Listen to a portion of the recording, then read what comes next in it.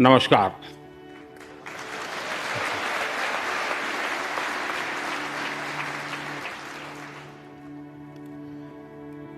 It is always a great honor to address the United States Congress.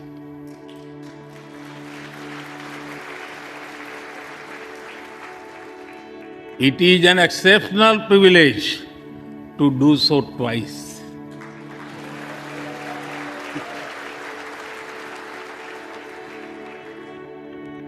For this honor,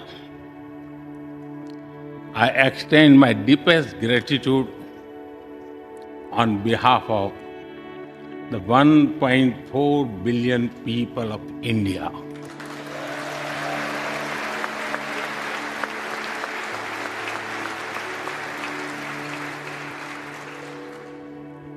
I see that nearly half of you were here in 2016. I feel your warmth as old friends. I can also see the enthusiasm of a new friends in the other half. I remember Senator Harry Reid, Senator John McCain, Senator Orrin Hatch, Elijah Cummings, Elsie Hastings, and others who I met here in 2016 and who are sadly no longer with us. Mr. Speaker, standing here 7 Junes ago, that is the June when Hamilton swept all the awards, I said that the hesitations of history were behind us. Now, when our era is at a crossroads, I am here to speak about our calling for this century.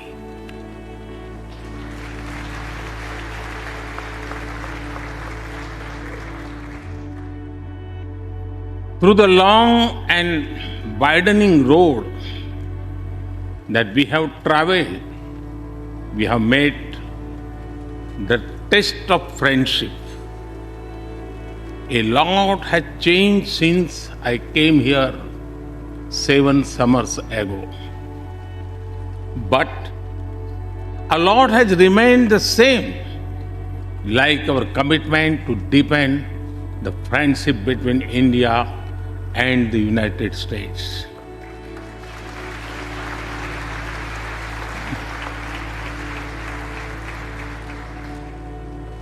In the past few years, there have been many advances in AI, artificial intelligence. At the same time, there have been even more momentous development in another AI, America and India.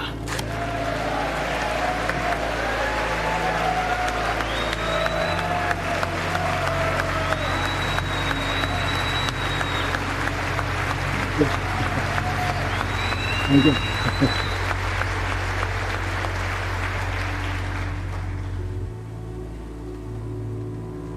Mr. Speaker and distinguished members, the beauty of democracy is the constant connect with the people, to listen to them and feel their pulse. And I know This takes a lot of time, energy, effort, and travel. It is a Thursday afternoon. A fly out day for some of you. So I am grateful for your time. I also know how busy you have been this last month. Being a citizen of a vibrant democracy, myself, I can admit one thing, Mr. Speaker, you have a tough job.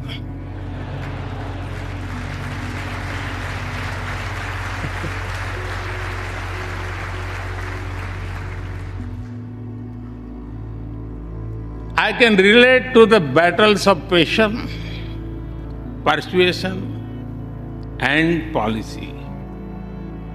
I can understand the debate of ideas and ideology.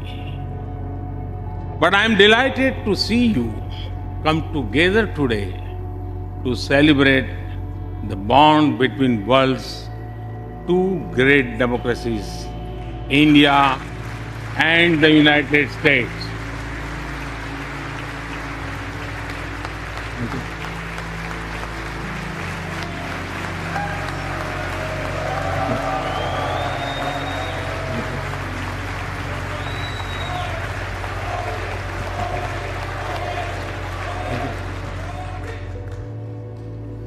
I'm happy to help out.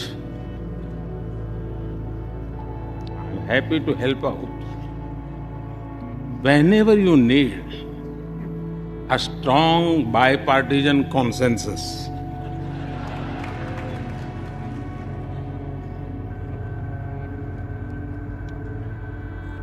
There will be and there must be a contest of ideas at home. But we must also come together as one when we speak for our nation.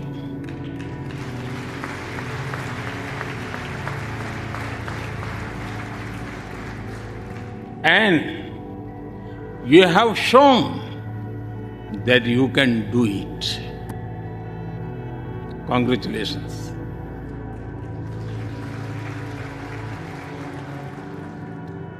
Mr. Speaker, the foundation of America was inspired by the vision of a nation of equal people. Throughout your history, you embraced people from around the world and you have made them equal partners in the American dream.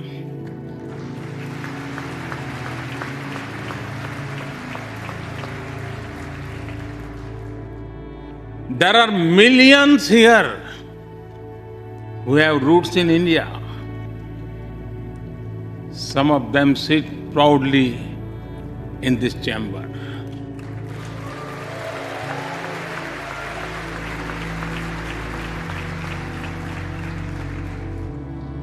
And there is one behind me who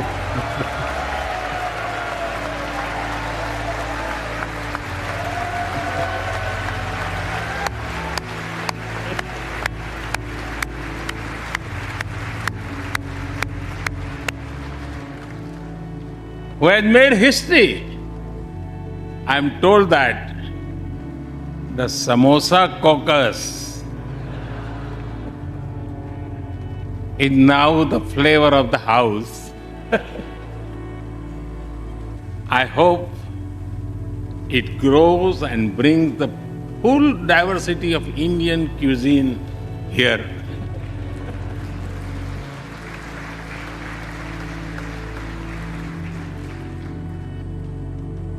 Over 2 centuries, we have inspired each other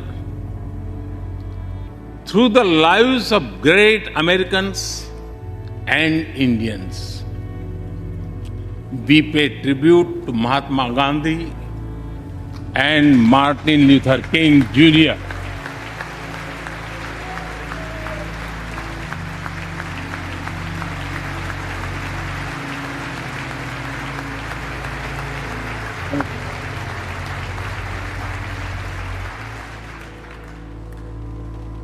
We also remember many others who worked for liberty, equality, and justice.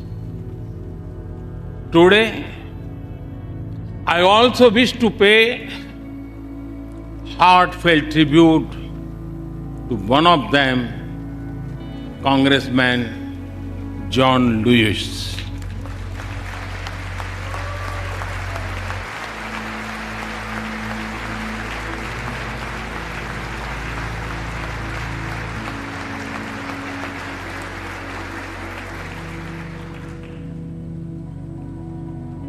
Mr. Speaker,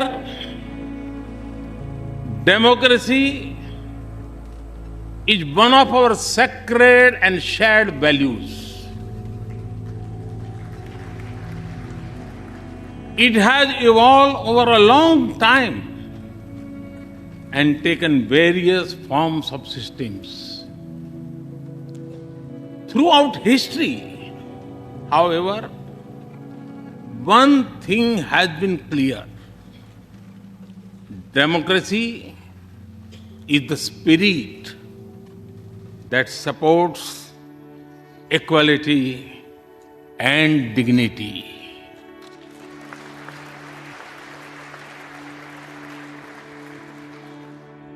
Democracy is the idea that welcomes debate and discourse. Democracy is the culture that gives wings to thought and expression. India is blessed to have such values from times immemorial. In the evolution of the democratic spirit, India is the mother of democracy.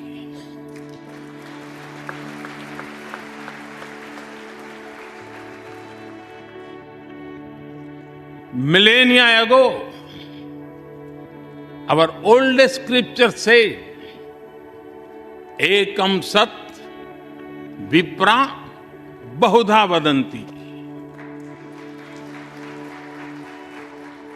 It means that truth is one, but the wise express it in a different ways. Now, the US is the oldest and India the largest democracy. Our partnership augurs well for the future of democracy.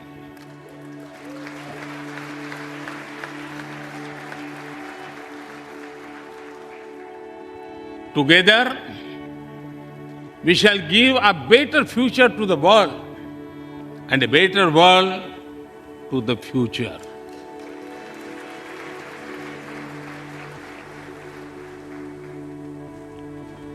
Mr. Speaker, last year, India celebrated 75 years of its independence. Every milestone is important, but this one was a special. We celebrated a remarkable journey of over 75 years of freedom after 1,000 years of foreign rule in one form or another. This was not just a celebration of democracy, but also of diversity. Not just of constitution, but also of its spirit of a social empowerment. Not just of our competitiveness and cooperative federalism, but also of our essential unity and integrity.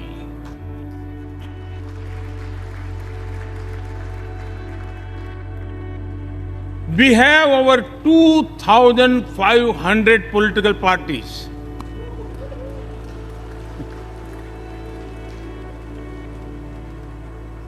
Yes, you heard that right. 2,500. About 20 different parties govern various states of India.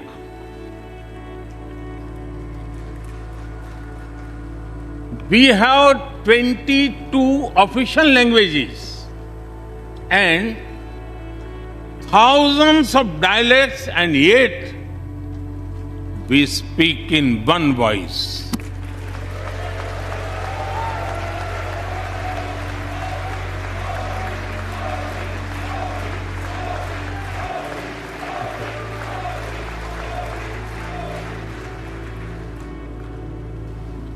Every 100 miles, our cuisine changes from dosa to aloo paratha, and from Sikhan to Sandesh. We enjoy all of this. We are home to all faiths in the world, and we celebrate all of them.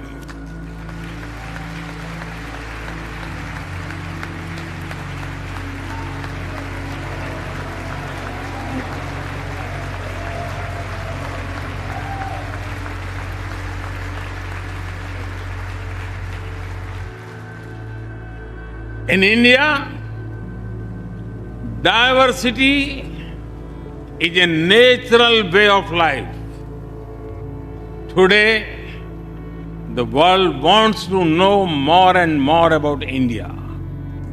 I see that curiosity in this house too.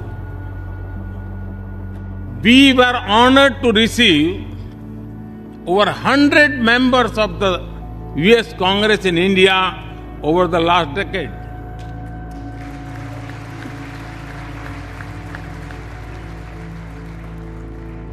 Everyone wants to understand India's development, democracy, and diversity. Everyone wants to know what India is doing right and how. Among close friends, I am happy to share the same. Mr. Speaker, when I first visited the US as a Prime Minister, India was the 10th largest economy in the world. 10th.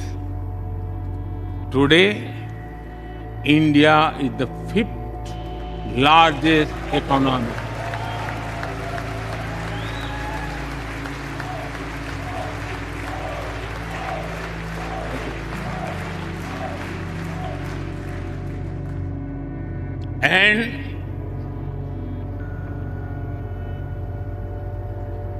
And India will be the 3rd largest economy soon.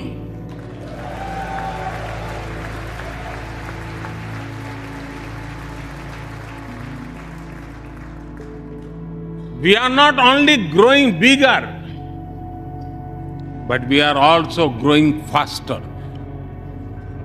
When India grows, the whole world grows.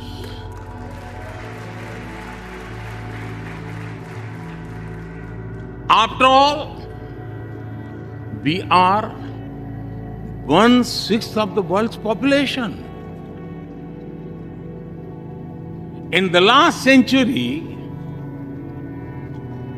when India won its freedom, it inspired many other countries to free themselves from colonial rule.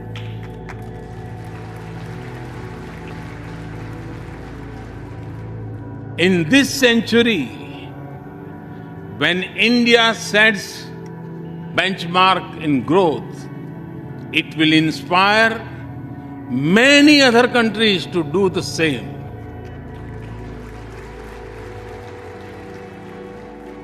Our vision is सबका साथ, सबका विकास, सबका विश्वास, सबका प्रयास. It means together for everyone's growth, with everyone's trust and everyone's efforts. Let me share with you how this vision is translating into action with speed and scale. We are focusing on infrastructure development. We have given nearly 40 million homes to provide shelter to over 150 million people.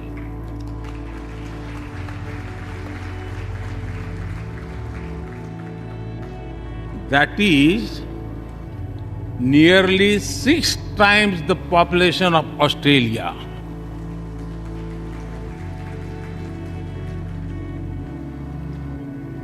We run a national health insurance program that ensures free medical treatment for about 500 million people.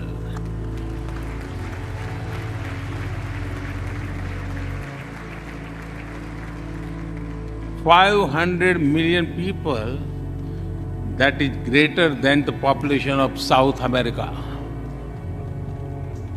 We took banking to the unbanked with the world's largest financial inclusion drive. Nearly 500 million people benefited. This is close to the population of North America. We have worked on building Digital India. Today, there are more than 850 million smartphones and internet users in the country.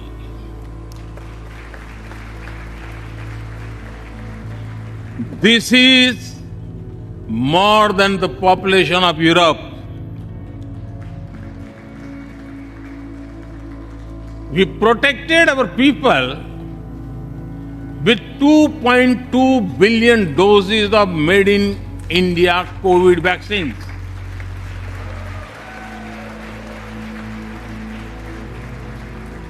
And that too free cost.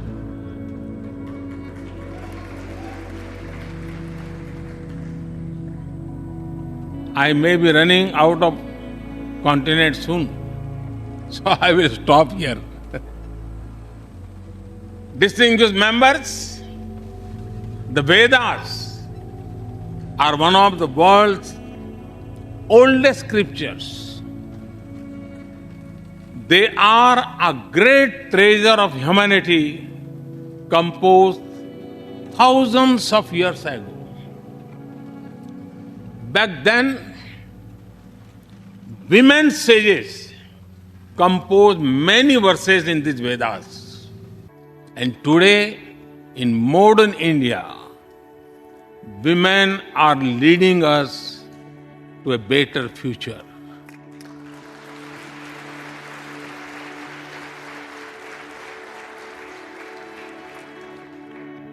India's vision is not just of development which benefits women. It is of women-led development where women lead the journey of progress.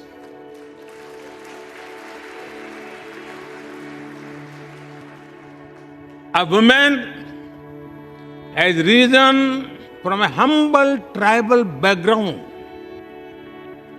to be our head of states.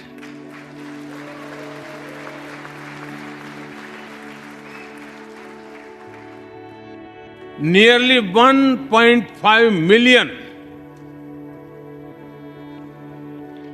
1.5 million elected women lead us at various levels. And that is of local governments. Today, Women serve our country in the army, navy, and air force. India also has the highest percentage of women airline pilots in the world.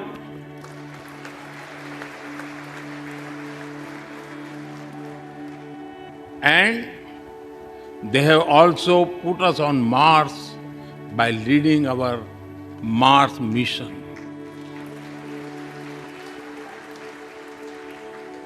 I believe that investigating in a girl child lifts up the entire family. Empowering women transforms the nation.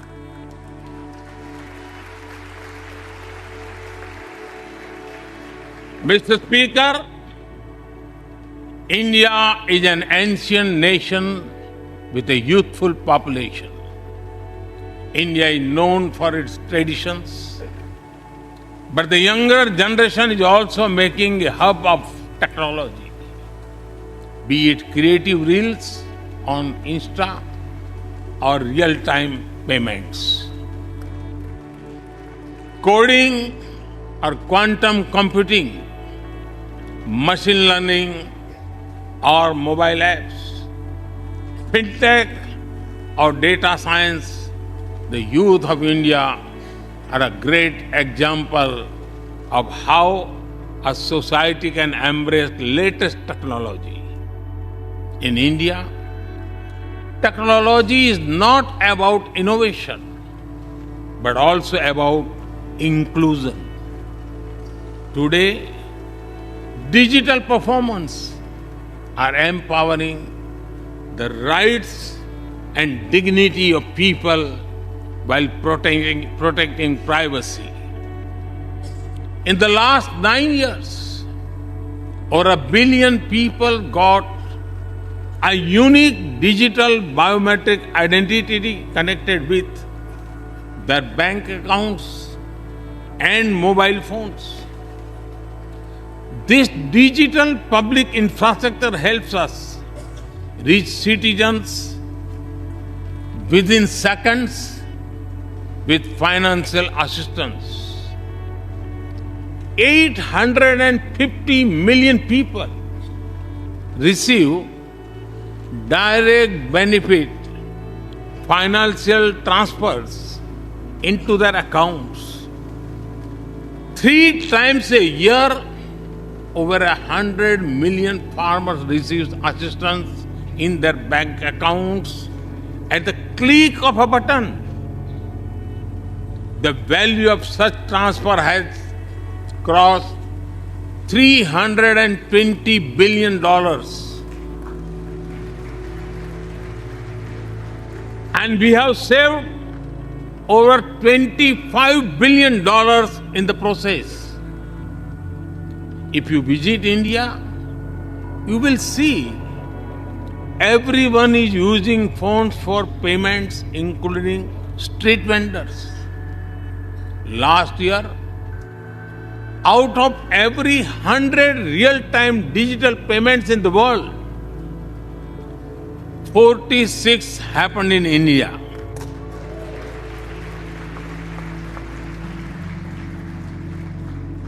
Nearly 400,000 miles of optical fiber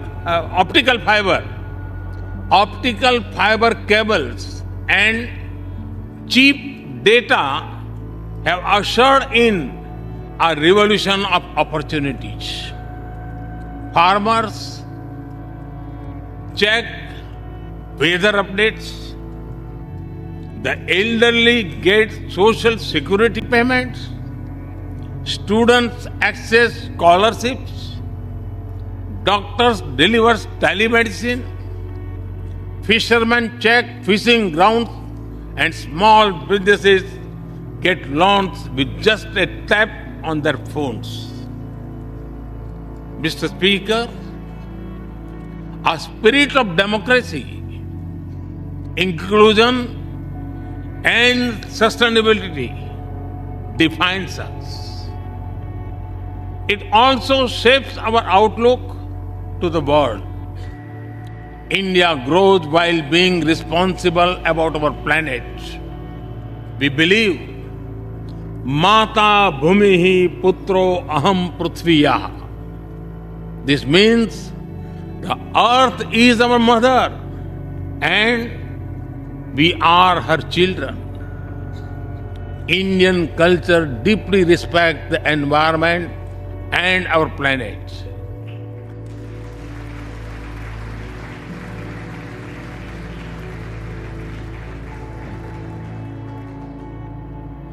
While becoming the fastest growing economy, we grew our solar capacity by 2,300%. Yes, you have heard right. 2,300%.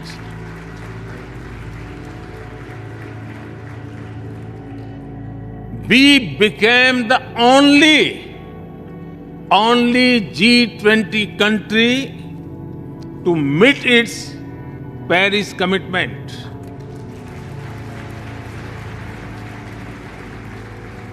We made renewables account for over 40% of our energy sources, 9 years ahead of the target of 2030.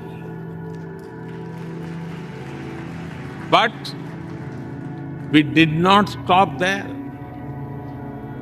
At the Glasgow summit, I proposed Mission Life, lifestyle for environment. This is a way to make sustainability a true people's movement. To live it, to be the job of governments alone. By being mindful in making choices, every individual can make a positive impact. Making sustainability a mass movement, we help the world reach the net zero target faster. Our vision is pro-planet progress. Our vision is pro-planet prosperity. Our vision is pro-planet people.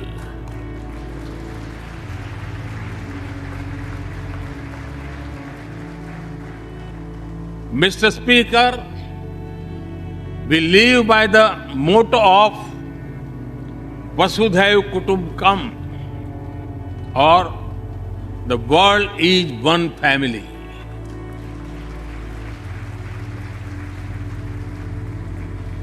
Our engagement with the world is for everyone's benefit. The one sun, one world, one grid seek to join us. All is connecting the world with clean energy.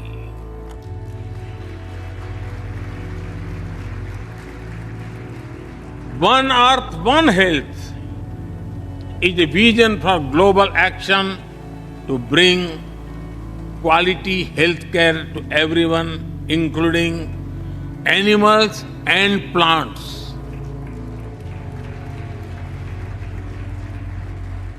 The same spirit is also seen in the theme when we chair the G20, One Earth, One Family, One Future.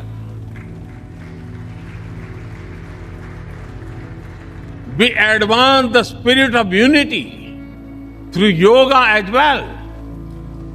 Just yesterday, the whole world came together to celebrate the International Day of Yoga.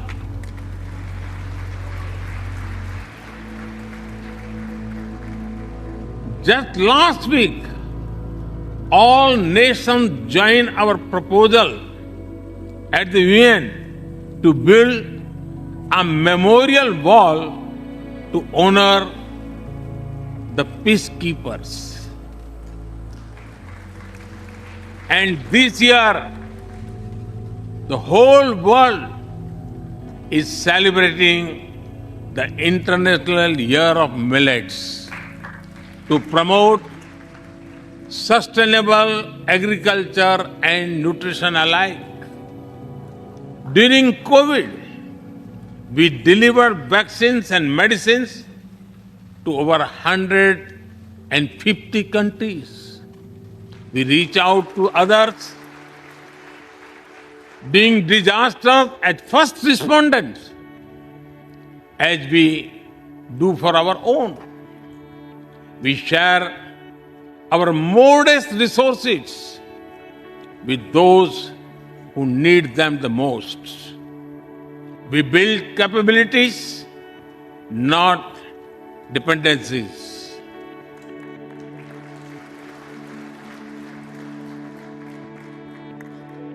Mr. Speaker, when I speak about India's approach to the world, the United States occupy a special place.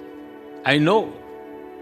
Our relations are of great importance to all of you. Every member of this Congress has a deep interest in it. When defense and aerospace in India grow, industries in the state of Washington, Arizona, Georgia, Alabama, South Carolina, and Pennsylvania thrive.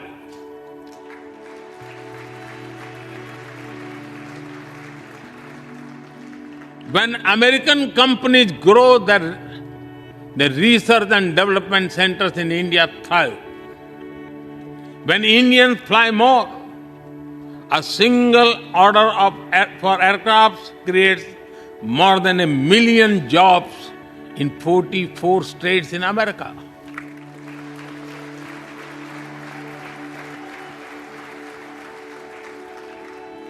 When an American phone makers invest in India, it creates an entire ecosystem of jobs and opportunities in both countries.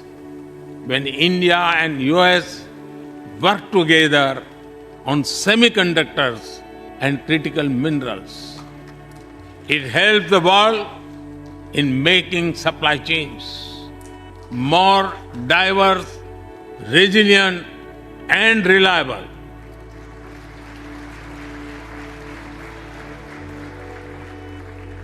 Indeed, Mr. Speaker, we were strangers in defense cooperation at the turn of century. Now, the United States has become one of our most important defense partners.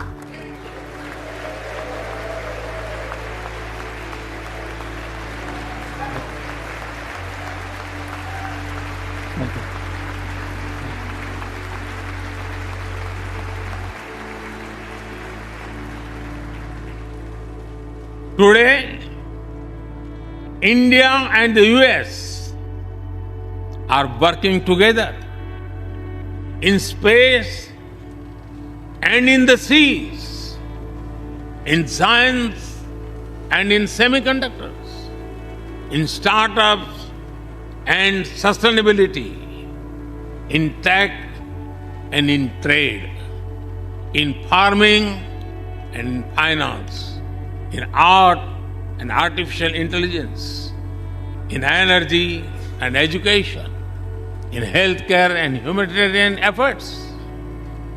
I can go on and go on, but to sum up it, I would say the scope of our cooperation is endless. The potential of our synergies is limitless. And the chemistry in our relations is effortless.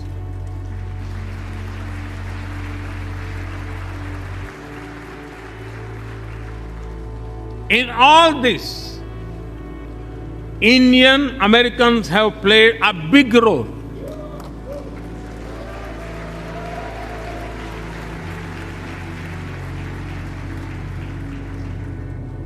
They are brilliant in every field, not just in spelling bee.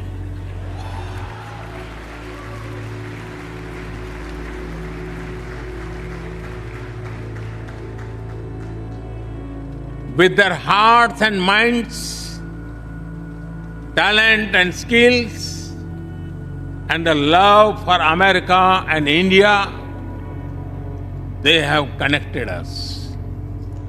They have unlocked doors. They have shown the potential of our partnership. Mr. Speaker, distinguished members, every Indian Prime Minister and American President of the past has taken our relationship further. But our generation has to honor of taking it greater heights.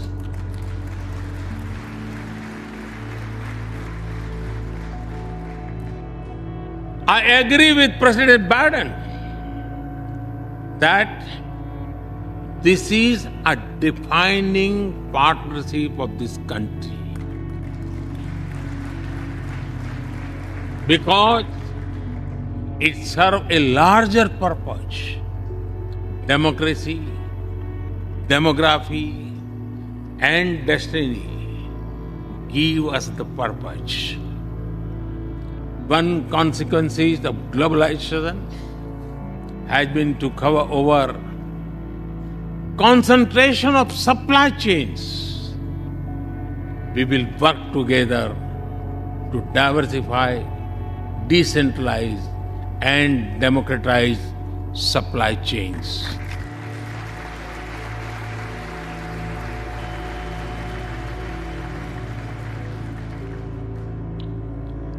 Technology will determine the security, prosperity, and leadership in the 21st century. That is why our two countries established a new initiative for critical and emerging technologies. Our knowledge partnership will serve humanity and seek solutions to the global challenges of climate change, hunger, and health. Mr. Speaker and distinguished members, the last few years have seen deeply disruptive developments. With the Ukraine conflict, war has returned to Europe. It is causing great pain in the region. Since it involves major powers, the outcomes are severe. Countries of the global south have been particularly affected. The global order is based on the respect for the principle of the UN Charter, peaceful resolution of disputes, and respect for sovereignty and territorial integrity.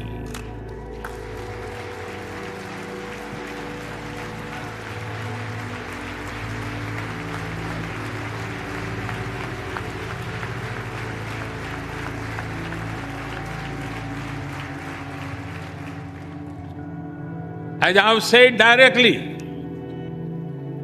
and publicly, this is not an era of war.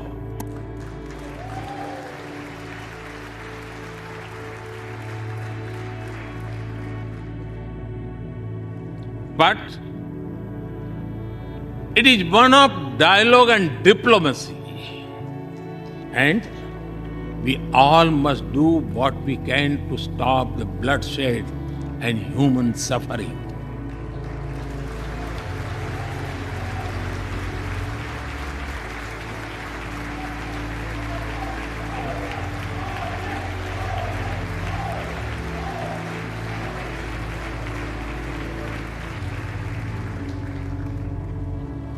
Mr. Speaker, the dark clouds of coercion and confrontation are casting their shadow in the Indo-Pacific. The stability of the region has become one of the central concerns of our partnership. We share a vision of a free, open, and inclusive Indo-Pacific.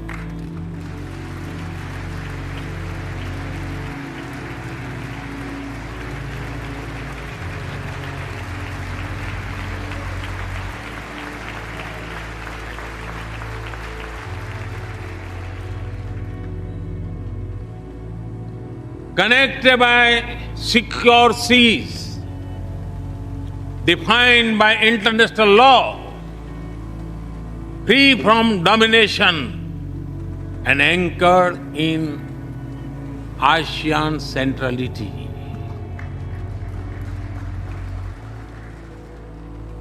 A region where all nations, small and large, are free and fearless in their choices, where progress is not suffocated by an impossible burdens of debt.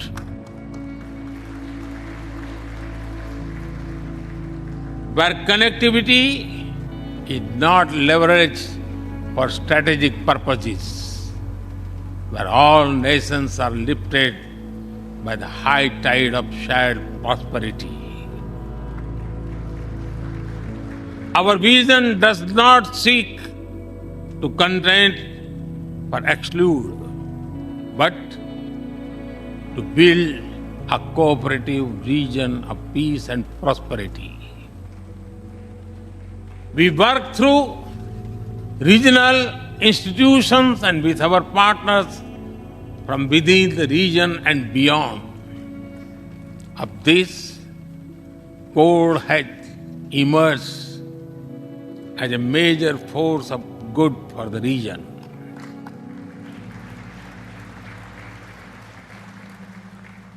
Mr. Speaker, more than 2 decades after 9/11 and more than a decade after 26/11 in Mumbai, radicalism and terrorism still remain a pressing danger for the whole world. These ideologies keep taking new identity and forms, but their intentions are the same. Terrorism is an enemy of humanity, and there can be no ifs and buts in dealing with it.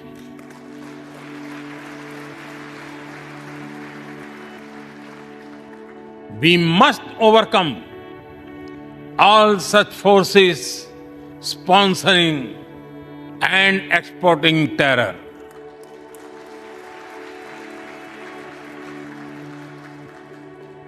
Mr. Speaker,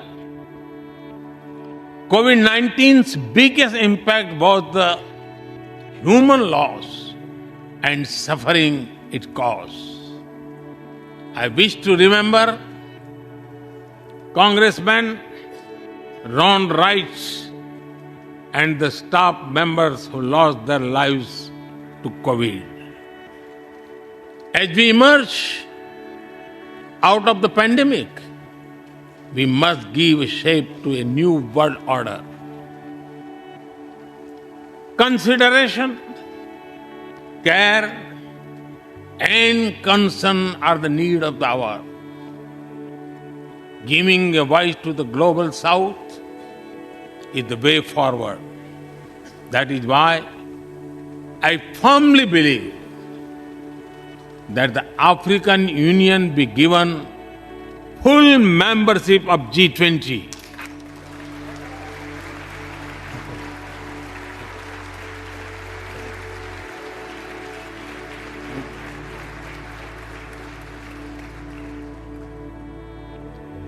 We must revive multilateralism and reform multilateral institutions with better resources and representation that applies to all our global institutions of governance, especially the United Nations.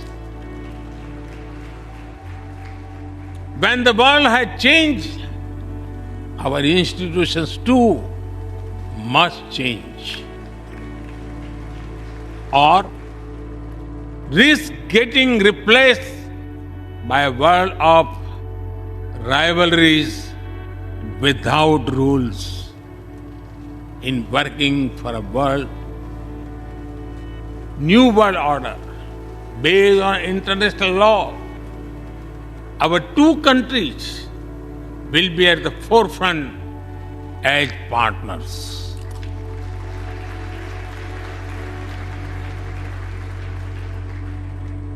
Mr. Speaker and distinguished members, today we stand at a new dawn in our relationship that will not only shape the destiny of our two nations, but also that of the world. As the young American poet Amanda Gorman has expressed, when day comes, we step out of the shade, aflame and unafraid. The new dawn looms as we free it.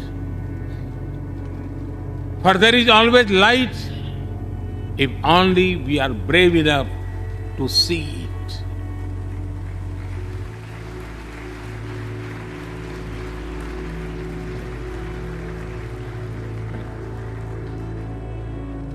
Our trusted partnership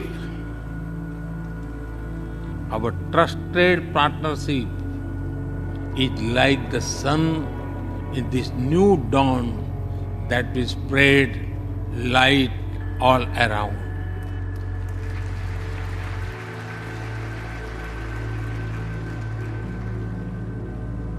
I am reminded of a poem that I once wrote. आसमान में सिर उठाकर घने बादलों को चीरकर रोशनी का संकल्प ले, अभी तो सूरज उगा है।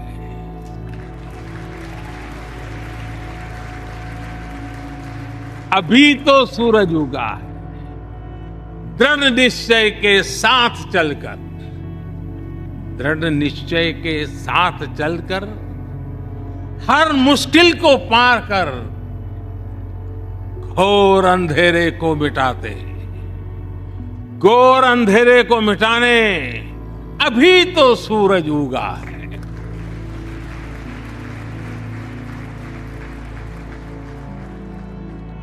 If I were to say it in English, it would be rising its head in the skies, piercing through the dense clouds with the promise of light. The sun has just risen, armed with a deep resolve, overcoming all the odds to dispel the forces of darkness. The sun has just risen.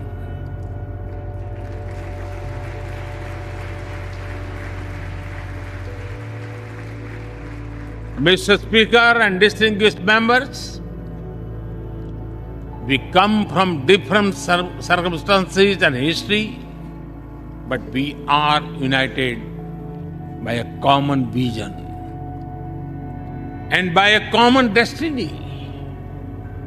When our partnership progresses, economic resilience increases, innovation grows, science flourishes, knowledge advances, humanity benefits. our seas and skies are safer, democracy will shine brighter, and the world will be better place. That is the mission of our partnership. That is our calling for this century. Mr. Speaker and distinguished members, even by the high standards of our partnership, this visit is one of the great positive transformation. Together, we shall demonstrate that democracy is better and democracy deliver.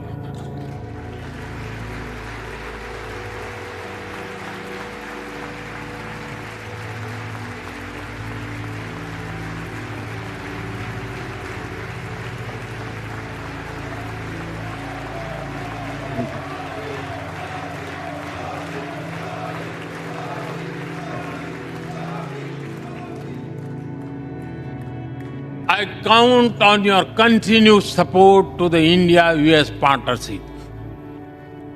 When I was here in 2016, I said that our relationship is primed for a momentous future. That future is today.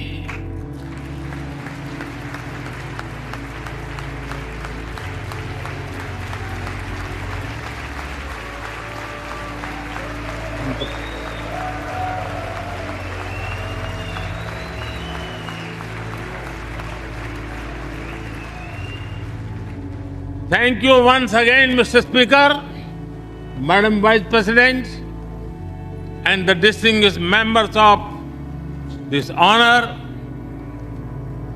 God bless America. Jai Hind. Long live India-US friendship. Thank you.